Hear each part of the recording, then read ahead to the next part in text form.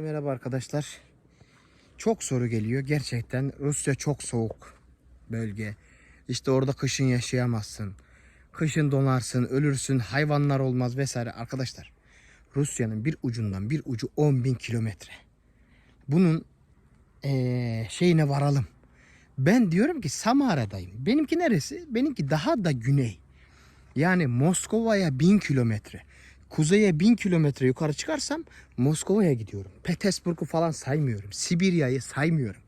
Yani Sibirya kışın çok soğuk olabilir. Murmansk daha beter olabilir. Ne bileyim daha tepelere, Sibirya'dan daha tepelere kuzeye çıktıkça daha soğuk olabilir. Ama buralar öyle değil. Yani ben kışın burada bir kazakla gezdim. Açın Instagram'da videolarıma bakın. Hep kazakla video çektim. Yazın burası beter sıcak. Beter yandım. Bak. Bak. Boynuma bak, burama bak. Nasıl? Nasıl olabilir? Şimdi şunu iyi kavrayalım arkadaşlar. Rusya soğuk bir yer ama yazın mesela ilkbaharda falan Astrahan diye bir yer var. Orası 45-50 dereceyi buluyor. Adana gibi sıcak oluyor. Yani bu ne demek oluyor? Rusya'nın her yer aynı değil. Kaliningrad var Avrupa'da. Avrupa'nın içinde küçük bir yer. Krasnodar var, Soçi var. Orası Karadeniz'de. O geçen deprem oldu. Ne adasıydı orası? Aklıma gelmiyor şu an. Orası var arkadaşlar. Orası desen bana 7.000 kilometre. Yani Türkiye bana 3.000 kilometre. Orası bana 7.000 kilometre. Şu an adı aklıma gelmedi oranın ne olduğunu. Ama 7.000 kilometre. Yani bahsettiğimiz olay çok büyük bir bölgeden bahsediyoruz. Anlatabiliyor muyum? Yani o sizin sandığınız kadar Rusya öyle küçük bir yer değil. Yani şehirler çok fazla. Yani burada mesela Samara dediğim yer Samara Oblast. Kolay gelsin. Ee, Yani bu ne demek? Farklı farklı eyaletler var demek. Amerika gibi. Amerika'yı kaçak atlar bu ülke. Şimdi Samara deyince insanlar işte köy mü falan filan. Arkadaşlar burası Samara'nın başkenti. Yani Samara Oblast'a bağlı Tolyatti var. Ne bileyim işte var. Mesela Augsburg muydu? Neredeydi orası? Orenburg. Orenburg'a bağlı bir ton şehir var. Şehir var. İlçe değil. Mesela pardon. Burada Samara bir başkent düşünün.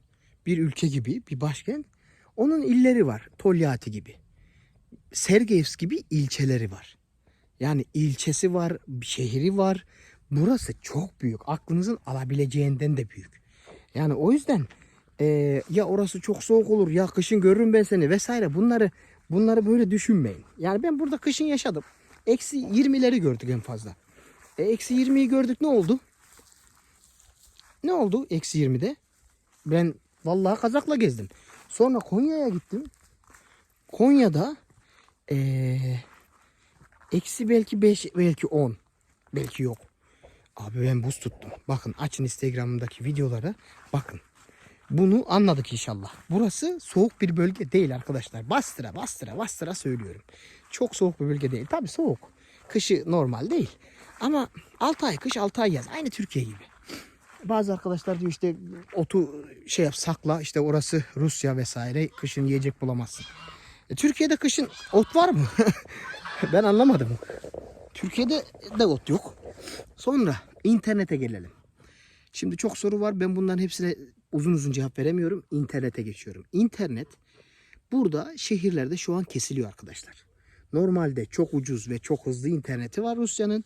Ama savaştan dolayıdır onlar geldiği için interneti şehirlerde kesiyorlar. Benim burada hiçbir sıkıntım yok. Bugün ben şehirdeydim. Vallahi bıkkınlık verdi. Bıktım yani. Ne internet çekiyor ne konum çekiyor. Harita hiçbir şey yok. O yüzden şehirler sıkıntılı şu an. Uygun interneti ama bu savaş biterse onlar da gerek kalmayacak. İnşallah biterse çok güzel olacak. Şu an Rus rublesi değer kazanıyor. Mesela ben kışın buraya geldiğimde Aralık ayında Rus rublesi 3'ten fazlaydı TL olarak. Yani 1 TL 3.20 ruble gibi bir şeydi. Şu an 1.90'lara falan düştü. Yani Rus rublesi değer kazandı. Türk lirası değer kaybetti. Dolar karşısında da ruble değer kazanıyor. Sadece Türk lirası düşmüyor. Bu değer kazanıyor. Sonra interneti bitirdik arkadaşlar. İnternet iyi, hızlı ama şu an kesiyorlar. Şehirlerde sıkıntı var. Hele hele sanayi bölgelerinde büyük problemler var. Ondan sonra başka evlere geçelim. Evler burada dolu. Bana çok yazan var. İşte illa bana alalım. Arkadaşlar numarayı bile paylaştım. Adamı arayın. Konuşun. Adam da çok arayan olmuş. Birisi bana mesaj atmış. Adam bıkmış bu kadar arayan oldun. Yeter satmış. 900'e satıyorum demiş. Adam 800'den 800 demiş komşulara. İnternet ilanına 850 koymuş. Arayanlar bıktırdığı için 900 demiş. Da gelen alır ya 800'e. Alır yani 800 bin rubleye. O da 400 bin TL civarı yapar. Bir şey olmaz. 400 bin liraya şerefsiz bir karavan alamazsınız. Ben Türkiye'de karavan aldım. 400 bin liraya şöyle düzgün bir karavan alıp gezemezsiniz. Yani moto karavan değil ha. Çekme karavan. Ondan sonra araba konusuna gelelim. İnsanlar yalan diyor. Neyine yalan diyeyim? Arabalar, 2 tane arabamız zaten. Birisi 2003, birisi 2005 model mi ne? Burada bunlar eski diye geçiyor. Türkiye gibi değil ki. Türkiye'de 90 model arabaya bile bir ton para istiyorlar. Burada bunlar yüzüne bakan yok. Ben kışın aldım 120 bin rubleye. Lada 10 mu herhalde? Lada 10'u ben 120 bin aldım. O zaman 20-40 bin lira yapıyor TL olarak. TL getirdim 40 bin liraya aldım. Ama şimdi 60 bine çıktı benim o araba. TL olarak. Diğerini zaten yakın zamanda aldım. 1 ay önce, 1,5 ay önce mi aldım? Pick-up'ı. Lada Niva 4x4. Onu da niye aldık? Buralarda işimize yarıyor. Hem 4x4 karda, bayırda, dağda, çamurda kalmaz. Hem de arkası açık. İşimize yarıyor. Bütün malzeme getiriyoruz. Onu da 240 bin rubleye aldım. 120 bin TL'ye geliyordu. İşte 4 tane de kışlık lastiğini bedava aldım adamdan zorla. İşte 240 bin, 120 bin rubleye geldi arkadaşlar. Abartacak bir şey yok. Diğer arabayı da aynı 800 bin rubleye aldık. O da 400 bin TL'ye geldi. Yani sıfır alacak gücümüz şu an var mı? Var ama gerek yok. Şu an daha önemli işlerimiz var işte. Hayvanlar için yer yapıyoruz. Evimizi daha bitirmeye çalışıyoruz. İşte kışa kadar bitireceğimi tahmin ediyorum. İşte bitmezse dedik Vietnam'a gideriz, Tayland'a gideriz. Kışı orada geçiririz 3 ay. Zaten buranın soğuk kış ayı 3 ay.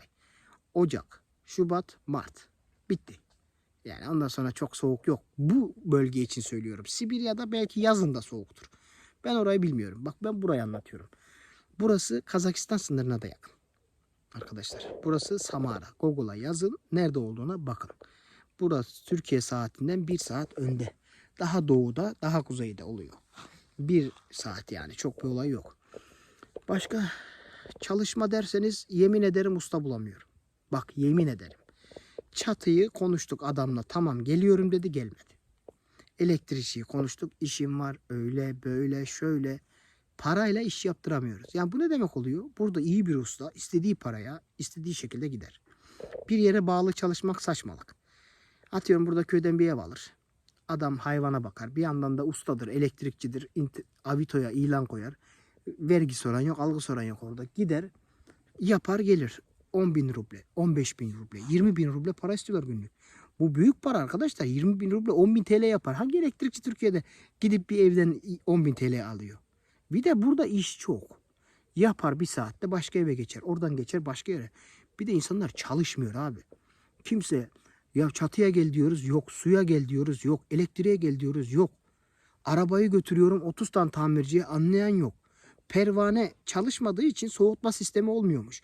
100 tane ustaya götürdük abi. Soruyorum işte pompa olabilir. Lan diyorum pompayı yeni değiştirdik. Radyatör olabilir. Yeni değiştirdik. Küçük ondan olabilir. Türkiye'de ustayı arıyorum. Yok ya ne alaka küçükle diyor. Öyle bir şey yok diyor. Sen diyor şeyine bak, soğutmasına bak. Pervanesi dönüyor mu vesaire diyor Türkiye'deki. Bizim Türkiye'deki ustalar buralara bin basar. Bak bunu söylüyorum. Burada eline anahtar alan usta olmuş. O yüzden buraya gelip gerçekten bir köy evi alırsınız. Orada bir garaj yaparsınız. Ustalığınızı yaparsınız. Ustalar çok para kazanır. İnşaat çok para kazanır. Yani neyin ustası olduğunuzun hiçbir önemi yok. Her usta çok para kazanır arkadaşlar. Net söylüyorum. Bunu samimiyetimle söylüyorum. İnsanlar usta bulamadığı için ağlıyorlar.